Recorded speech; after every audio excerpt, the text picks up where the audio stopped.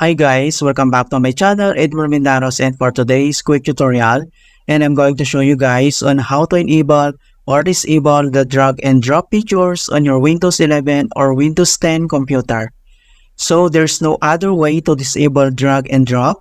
However, we can effectively achieve the same result by making a small registry modifications that would require an actions greater than your screen resolutions. Alright, so without further ado, and let's go ahead. Ang next step ay dito lang sa searching bar ng ating computer. Ay search mo lang dito yung tinatawag na registry editor. And then kaya mo lang mag-right click. And then select mo lang dito yung run as administrator. So, but before you proceed to registry, I would suggest to create a backup file of it. So anything go wrong, you could easily restore back in order to create a backup file.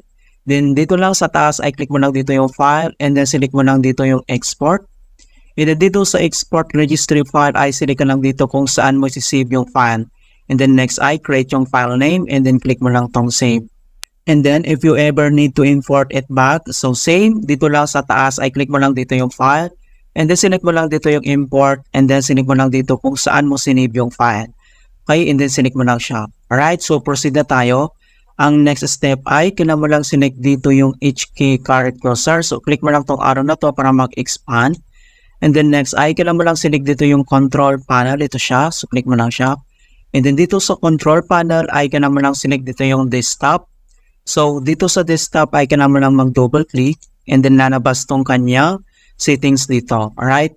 So ang next ay kailangan mo lang select dito yung drag height and yung drag width. Okay. So dito sa drag height, double click ka lang and then lalabas yung kanyang edit string. Okay, so makita mo dito yung value name, drag height, and then yung value data.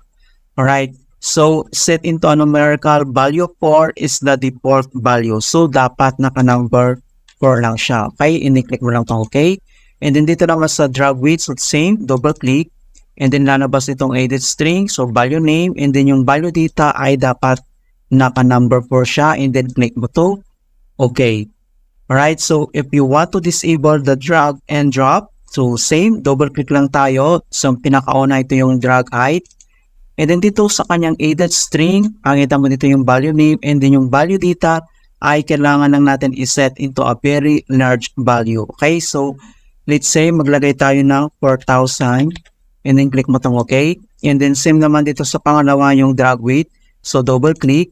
And then lalabas tong edit string. So dito sa value data ay kailangan mo lang maglagay dito yun ng large value. So lagay tayo ng 4,000. So click mo tong okay. And then close lang tayo dito. Close.